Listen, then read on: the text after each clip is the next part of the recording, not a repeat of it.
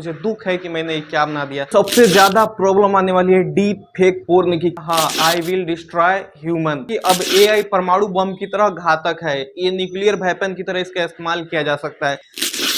नमस्कार, मेरा नाम विशाल है और आप देख रहे हैं द स्क्रीन मीडिया। आज हम बहुत ही गंभीर समस्याओं पे बात करने वाले हैं। चैट जीपीटी, आपने नाम तो सुना ही होगा, यूज किया ही होगा, एआई टूल, ये सारे चीजें आप दिन रात सुन रहे हैं, लेकिन इससे कितना बड़ा प्रॉब्लम हो सकता है मानव जाति पे, ये किसी ने कल्पना नहीं किया होगा।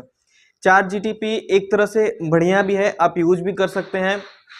नॉर्मली यूज करने के लिए आपको गूगल पे जाना है, गूगल पे जाके सर्च करना है चैट जीपीटी जैसे ही सर्च कीजिएगा, उसके बाद से सेकंड फेज में आपको जो फर्स्ट लिंक आता है वो ओपन एआई का लिंक आता है। ओपन एआई के लिंक पे क्लिक कीजिएगा तो आपके पास इस तरह से इंटरफेस खुलेगा।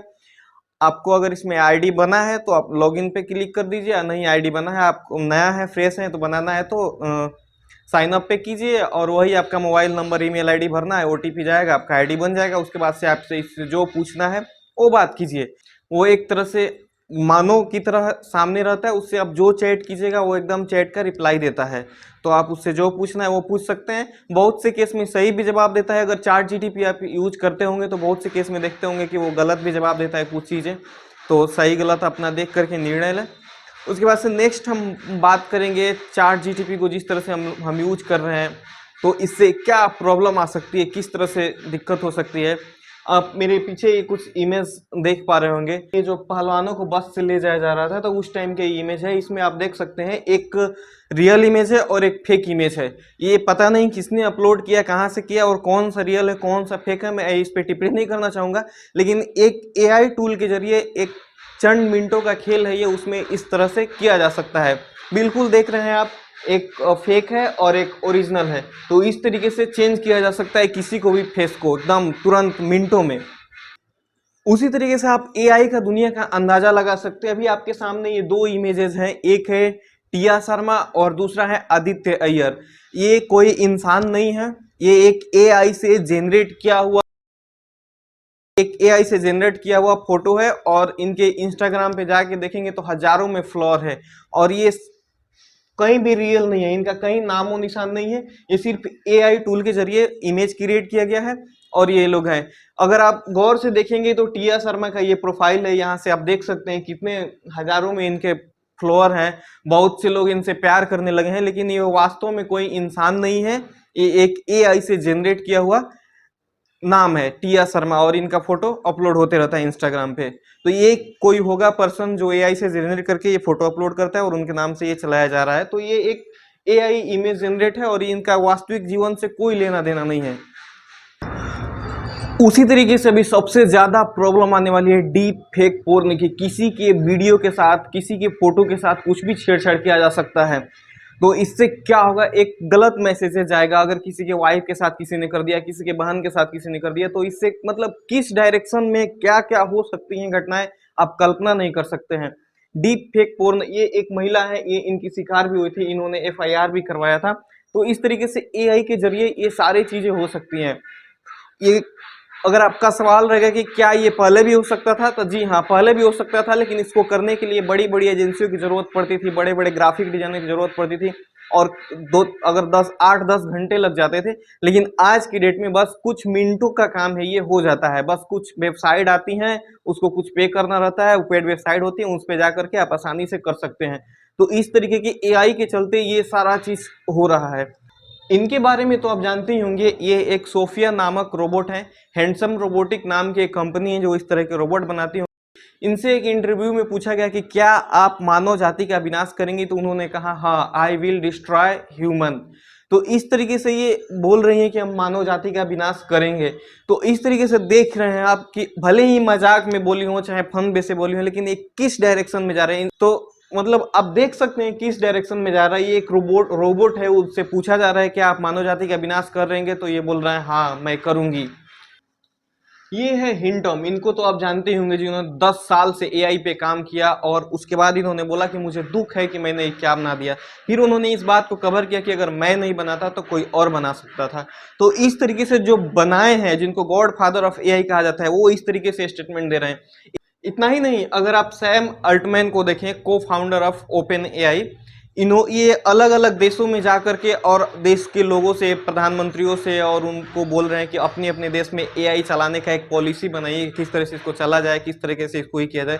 और इनका कहना है कि जब तक हम इसके लिए कुछ नियम कानून नहीं बना जाते हैं तब तक एआई के और ज़्यादा विकसित ना किया जाए, जहाँ है वहीं रोका जाए।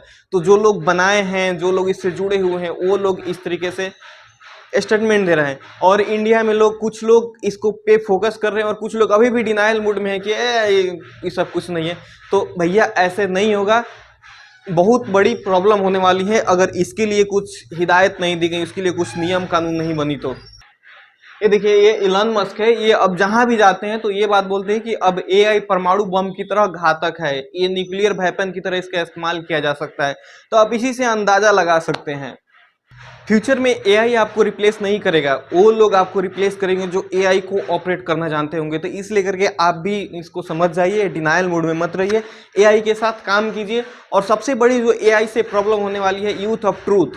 आज भी इंडिया में बहुत से ऐसे बच्चे हैं, बहुत से ऐसे जवान हैं जो लोग, जिनके पास मैसेज आता है व्हाट्सएप पे, कोई भी किसी भी चीज़ के लीक करके कोई वीडियो बना के भेजता है, तो वो बिना सोचे समझे, बिना जांच किए कि ये सच है कि झूठ है कि क्या है, उसको फॉरवर्ड कर देते हैं।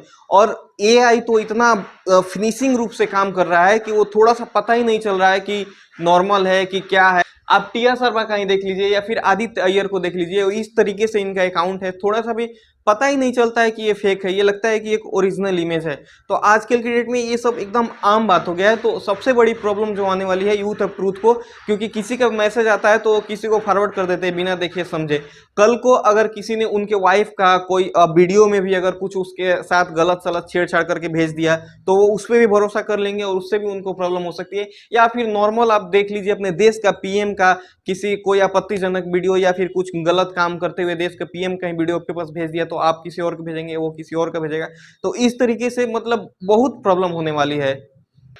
चाइना को ही देख लीजिए, चाइना में एक कंपनी नेट ड्रैगन नाम की कंपनी है जिसके सीईओ हैं वो एआई है। तो अब सोचिए, अगर उससे कुछ गलती होती है तो दूसरे लोग उस पर ब्लेम भी नहीं कर पाएंगे कि किस वजह से हुआ।